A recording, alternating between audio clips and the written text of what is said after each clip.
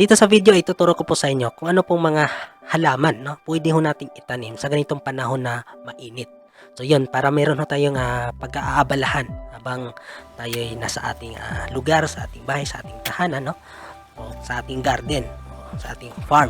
Pinasok ko, in-insert ko itong video na to kasi maraming nagtatanong sa akin kung anong magandang itanim sa ganitong season, sa ganitong buwan na mainit ang panahon. So unang-una, titingnan ho natin yung mga halaman na mas madaling ma-harvest at shallow rooted plants, no? Kasi mainit ang panahon, so kailangang mabilisan lang po ito. At syempre, pag tayo may balak na magtanim, asahan ho natin na meron ho tayong sapat na supply ng tubig. So kung alanganin po yung supply ho natin ng tubig, so I advise po na wag na lang po muna na magtanim kasi masasayang lang po yung ating oras, pagod, pera. Wala ho tayong mapapala gawa ng hindi ho makasurvive ang tanim pag naitanim tapos hindi ho natin mapatubigan gawa ng kulang o wala ho tayong pandilig. Kaya magtanim na lang po muna sa bahay, no, sa likod ng bahay, sa garden. Kasi pwede naman na naka-container gardening ho tayo. Kasi shallow rooted. O, napakadali lang naman pong itanim. Kahit ho na nasa urban po kayo, is pwede po kayo magtanim pa rin. Na naka-bottles lang kayo, naka-container. Yung urban gardening setup, yun po yung gagawin nyo po. So, check nyo na lang kung ano pong halaman na mas appropriate, no, na mas pwede, mas suitable na itanim sa inyo base doon sa akin pong babanggitin na mga halaman na pwedeng itanim sa ganitong panahon na mainit. So, again, I expect na meron po kayong patubig kung kayo magtaniman ng outside sa talagang field, sa open field. Pangunahing pangangailangan natin is yung water supply ho natin. So, unang-una ay ito pong pichay, mga mustasa. Kasi shallow rooted at within 30 to 35 days ay pwede nang harvestin. Mas lalo kung inyo pong i-adapt o i-apply yung practice ng mga Ilonggo farmers, which is akin na pong na features ho dito, yung pagtatanim ho nila ng pangmaramihan para ho silang nagpunla, which is ang kagandahan doon, matagal yung harvesting period. Mabilis lang din makapag-harvest, no? Pagkalipas lang po ng 2 to 3 weeks, makapag-harvest na. Kasi sa sobrang dami ng seedlings, kasi para nga siyang punla.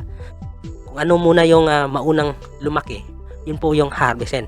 Since yung natatabunan, pag yun naman ay ma-expose sa araw, tapos yun, makapag-expand na siya, pag siya ay makalaki, siya na naman yung next na harvestin. Matuloy-tuloy yung harvesting natin. Pero maliliit lang pong halaman, which is swak na swak pag tayo nagtanim. Lalo kung ang gusto natin is maliliit na halaman, fresh young plants o leaves, di ba? So depende na po 'yon sa ating pong gusto. Which is ito ina-advise ko po lalo pag nasa urban ho tayo. Nang sa ganun, hindi na po tayo mahihirapan pa. Tuloy-tuloy yung harvesting natin. Tapos isang beses lang ho tayo magtanim. So at hindi rin tayo mag-worry na baka tumanda o mag-mature na yung ating tanim kasi dahil nga natatabunan yung ibang punla o ibang tanim. So hihinto muna siya sa pag-develop o pagtubo. Kasi syempre grabe yung competition dito, yung space, yung nutrients sa tubig, sa sunlight. So tsaka lang siya mag-develop once na expose na siya sa araw at the same time. Is kumbaga maluwag-luwag na yung space. Kaya habang siksikan pa yan, andun talaga yung nutrient o lahat ng competition na nangyayari. Kaya meron talagang isa o dalawa dyan na mauuna na lumaki. So yun po unang harvestin. Then yun, tuloy-tuloy na. Then yung kasunod naman, hindi naman ang lalaki. Kaya yung paraan nito is interval lang ng isang araw, harvesting na. Maganda rin po na magtanim ho tayo ng kale. No? Kahit ano pong variety, yung makulot, yung Chinese kale or Chinese broccoli, which is ito po isang uri o kapamilya po ng mga crucifers, no? Mga broccoli, cauliflower, cabbage. Yan. So ang kale po, napakatibay nito sa mainit na panahon. Actually, kahit anong season o anong buwan, pwede ho nating itanim ito. Kahit sa tag-ulan, ay matibay po talaga ang kale. So dagdag ba nito, ang kale ay matagal ho natin mapapakinabangan dahil pag tayo ay nag-harvest nito, dahon lang, no? It's a leafy vegetable. So yung dahon nilang po yung ating haharvestin.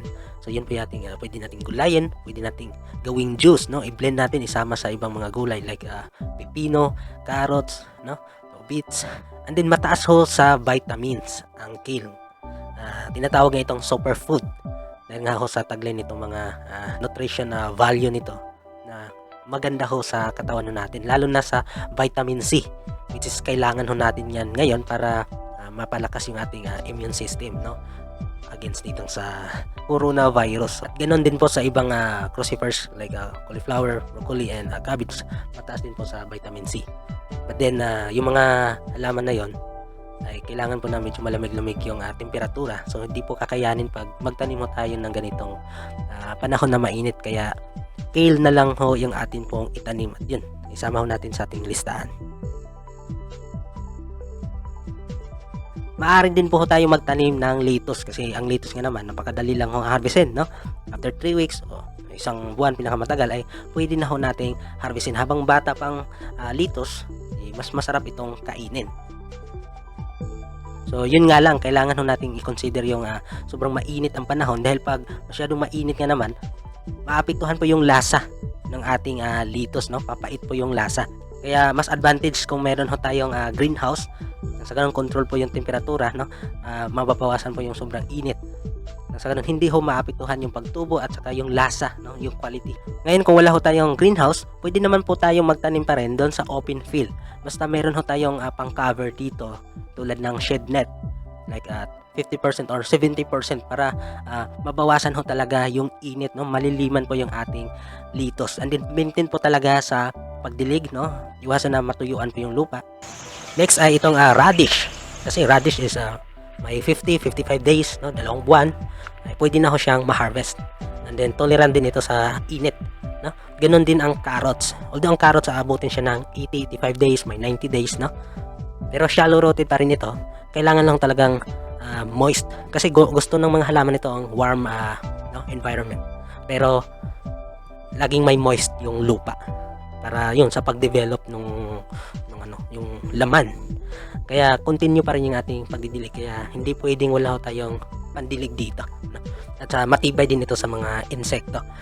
Kaya isa yun sa isama natin sa ating listahan. And then sibuyas. Either sibuyas, yung onion bulb, or yung sibuyas dahon, o yung mga green onions, leeks, or scallions, whatever, ano mang pangalan, bunching onions. Basta sibuyas dahon, no? Pag sibuyas dahon ang ating pong itanim, anytime, wala akong problema yan. Tayo magtanim yan kasi nanganganak ho yan, di ba? So yun lang ang ating itanim ulit. Pwera lang kung binhi pa. So ipupunla pa ho natin. It takes a month, no?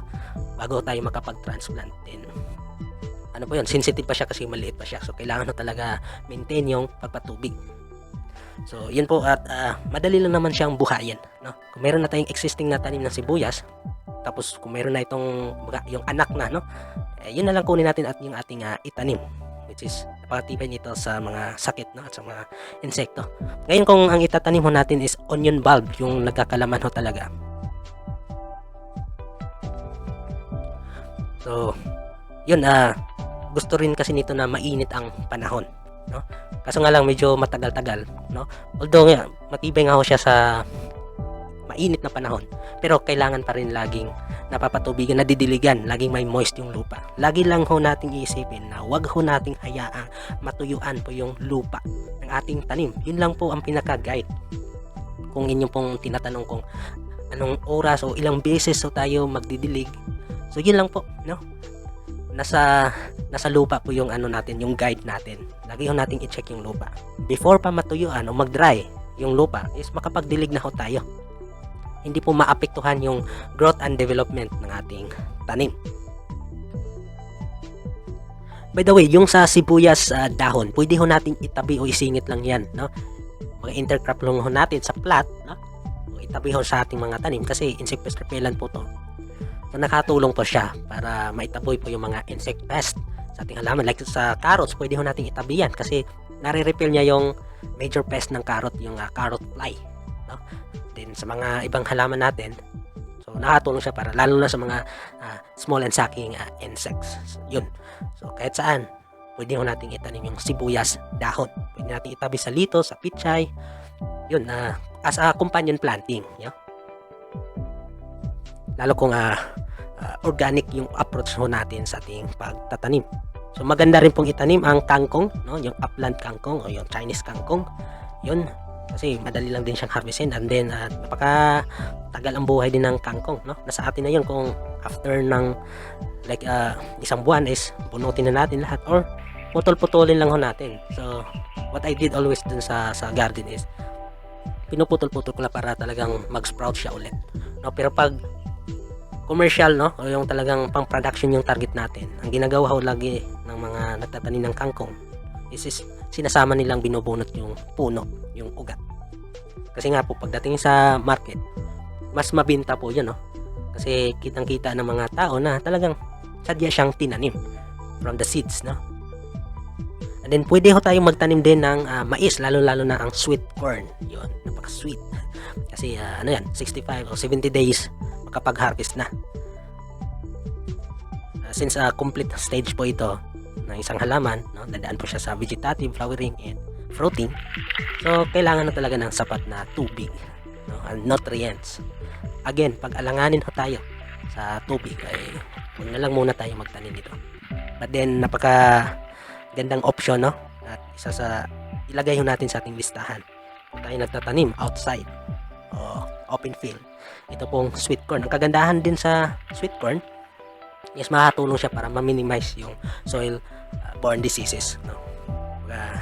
Yung akin pong understanding dito is ina-absorb ng mais yung mga soil diseases, kaya magandang pang crop rotation yung mga cucurbits after ng mais. Kaya tama-tama pag nagtanim mo tayo like last week of this month, sabihin natin makapag-harvest ng last week ng May or first week ng June, so tamang-tama, medyo mababa ng temperatura, makapagtanim na ho tayo ng cucurbits.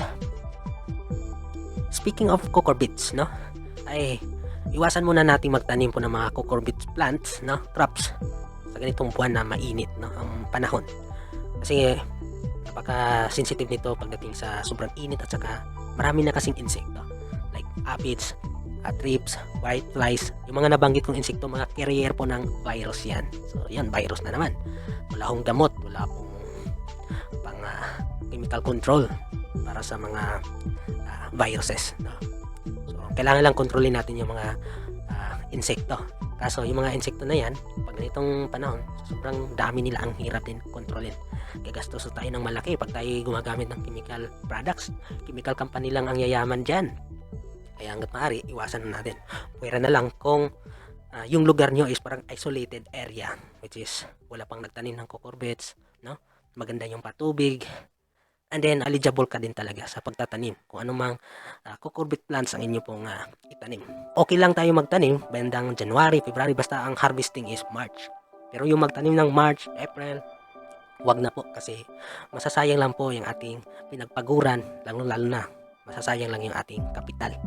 So pwede ho nating itanim din itong solanaceous crops, itong talong at saka sili. Maliban na lang po sa kamatis, kasi medyo mahina po yung tolerance at resistance ng kamatis against pest and diseases. Lalo pag masyadong maraming insekto like whiteflies, madali lang pong matamaan ng virus itong kamatis like TYLCV, which is yun yung common na sakit o virus ng kamatis. Doon na lang ho tayo sa talong at saka sili. Kung pansinin natin, mas matibay po yung puno, no, ng talong at saka sili kumpara po sa kamatis. So ibig sabihin matagal po yung buhay, and then mataas po yung tolerance, no, against drought condition.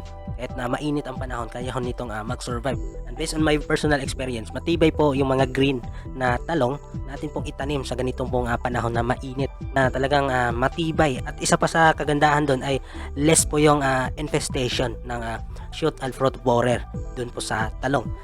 Kasi siguro iba po yung lasa ng talong, kaya hindi gaano po inuuod yung talong, which is yun po yung aking pong napansin. So depende na po yan kung ano po yung gusto natin, kung pang sariling konsumo lang, so try nyo na lang po itong green na talong, which is para sa akin is mas matibay kumpara po sa mga purple na mga talong o yung pangkaraniwang variety ng talong. And then okra, no, napakadali lang pong itanim ang okra, napakatibay din ho nito. So isa sa problema lang ng okra pag ayun may aphids na dumapo, so madali lang din, napakatibay din kasi ng okra. So ang kailangan lang ho talaga, no, matanggal ho natin, ma-maintain lang ho natin sa pagtanggal ng mga ibang dahon, lalo kung masyado mataba yung ating okra.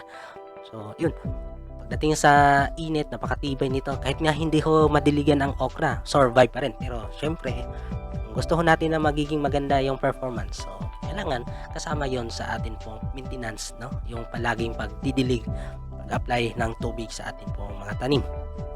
And the last but not the least na atin pong ilista, ito pong mga leguminous crops. So marami po yan.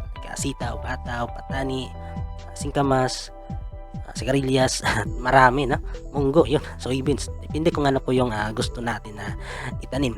So yung palagi ko pong tinatanim, ito pong mga sitaw. Either apple sitaw or bash sitaw. So madalas kong ginagamit ito pag ako'y nag-crop rotation sa aking pong tanim na cucurbits, like halimbawa ampalaya.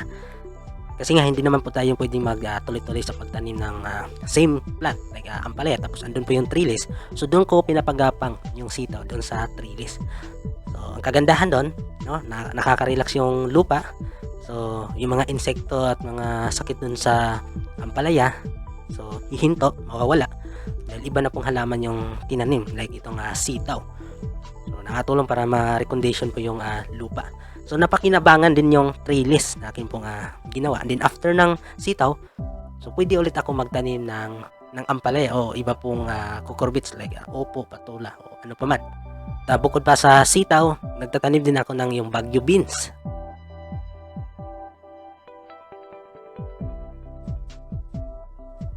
At saka sweet pea, no? Kasi matibay ho talaga sa init, mga heat tolerant, no? Mga drought tolerant na mga tanim. Ito pang munggo, itong singkamas, sigarilyas, napakatibay sa mga sa init. Kung papansin natin sa munggo, no, after ng palayan, sinasaboy na lang doon sa rice field, no? Hindi po niya napapatubigan. Baga yan po yung pampalipas, no, habang mainit pang panahon, habang wala pang ulan. So napakatibay po ng munggo. At ang kagandahan doon, yun na nga, makaka-relax po yung lupa. Kasi ang mga leguminous plant po ay mga nitrogen fixer plant, no? Kung alam na ho natin yan. So may kakayahan itong mga halaman na to na mag-absorb ng nitrogen from atmosphere. So sa istako nila sa ugat nila. So kaya nilang i-fertilize yung sarili nila. So at the same time, no, mapapaganda po yung mapapakondisyon po yung lupa. Kaya kung ano pong itatanim ho natin, no, after ng leguminous plant is makikinabang po sila. Like mais, like palay o mga gulay. Then ito ho talagang ginagamit doon po sa green manuring, kung familiar ho natin. So yung green manuring, ito yung paraan ng pagtanim ng leguminous plant. At ang pinaka-common dito itong munggo. So by the time na nasa flowering stage na yung halaman, araruhin po, no? Sayang kung iisipin, pero yun po yung purpose By the time na na-decompose na po yung munggo, yun na po, tataniman na po ng iba pong gulay o iba pa hong mga tanim. Yun ang isa sa paraan kung paano mapaganda ulit, no, ma-recondition ulit ang lupa sa natural na paraan. At pag gusto ho natin magtanim ng papaya, so maganda hong timing na tayo mag-umpisa na hong magpunla, no, ng papaya, kasi yung nursery period ng papaya seedlings is 45 days. So kung ang target natin na magtanim by June, no, first week, so mga bandang kalagitnaan ng April, so magpunla na ho tayo. Then kung makapag-transplant ho tayo ng first week ng June, so yun, expected ho yung harvesting natin is December, which is yun, mataas po yung demand ng papaya. So yun, sana nakakuha po kayo ng idea kung ano pong inyong gustong itanim, no, sa ganitong panahon na mainit. So depende na po yun sa inyo kung ano po ang gusto nyo, kung ano po yung pipiliin nyo na mas pabor sa inyo, mas convenient na itanim, mas madali na lang, no. At kung saan area kayo, kung kayo man ay nasa urban, nasa syudad, nasa bahay, kung paano yung setup ng inyong pagtatanim, naka-container, or nasa bukid kayo, nasa farm kayo, o makapagtanim kayo in open field, no, tuloy-tuloy yung pagtatanim nyo. So yung po yung mga crops na maaari ho nating itanim na kaya ho makapag-survive sa ganitong panahon na mainit. Basta lang po na sapat po yung atin pong patubig. Ang sa ganun is maganda po yung result, performance ng ating tanim. So maganda rin po yung balik ng ating pong pag-aani.